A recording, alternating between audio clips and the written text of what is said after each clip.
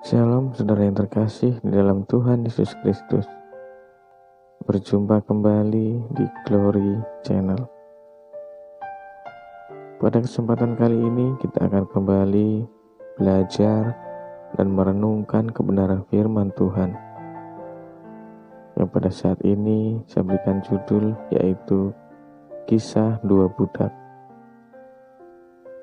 Mari kita buka bersama-sama di Injil Roma pasal 1 ayat 1. Injil Roma pasal 1 ayat 1, di sini saya akan membacakan untuk kita semua. Beginilah bunyi firman Tuhan. Dari Paulus, hamba Kristus Yesus yang dipanggil menjadi rasul dan dikuduskan untuk memberitakan Injil Allah. Amin. Spartacus bukan sekedar tokoh film yang melegenda. Ia juga seorang tokoh sejarah. Para sejarawan mengatakan bahwa ia mungkin seorang prajurit Roma yang kabur, lalu ditangkap kembali, kemudian dijual dalam sistem perbudakan sebagai seorang gladiator.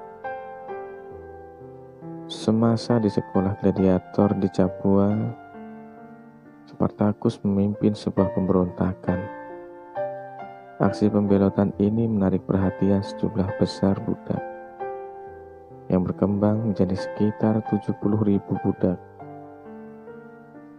Mulanya, pasukan budak Spartacus mengalami kemenangan-kemenangan yang spektakuler. Namun akhirnya mereka kalah, dan para pemberontak yang tertangkap disalibkan di sepanjang jalan Roma. Saudara yang terkasih, pengalaman Rasul Paulus sangat berbeda dengan Spartacus. Saulus dari Tarsus, yang dikenal juga sebagai Paulus, dilahirkan sebagai orang bebas, namun ditetapkan menjadi budak. Kisah Para Rasul 9 menyatakan hari yang sudah ditetapkan saat Paulus harus berhadapan muka dengan Sang Juru Selamat yang ingin ia lawan. Sejak saat itu, ia melayani Yesus dengan sepenuh hati.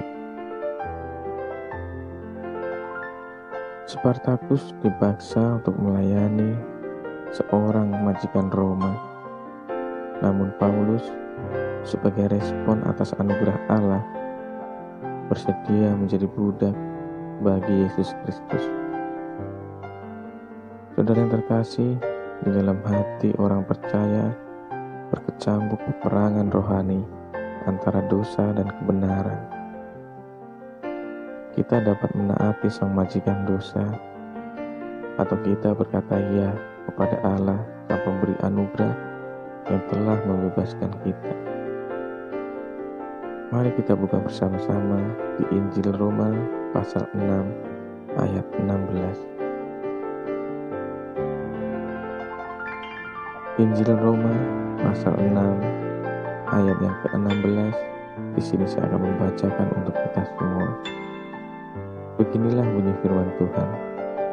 Apakah kamu tidak tahu bahwa apabila kamu menyerahkan dirimu kepada seorang sebagai hamba untuk menaatinya, kamu adalah hamba orang itu yang harus kamu taati, baik dalam dosa yang memimpin kamu kepada kematian, maupun dalam ketaatan yang memimpin kamu kepada kebenaran. Dan kita lanjutkan di Injil Yohanes pasal 8 ayat yang ke-34. Di sini saya akan membacakan untuk kita semua. Beginilah bunyi firman Tuhan. Kata Yesus kepada mereka, Aku berkata kepadamu, sesungguhnya setiap orang yang berbuat dosa adalah hamba dosa. Amin. Saudara yang terkasih, kebebasan terbesar kita terletak dalam pelayanan kepada Dia yang menciptakan dan menebus dosa kita. Kebebasan sejati ditemukan dalam pelayanan kepada Kristus Yesus. Firman Tuhan cukup sampai di sini, dan kita akan kembali di hari berikutnya. Tuhan Yesus memberkati. Amin.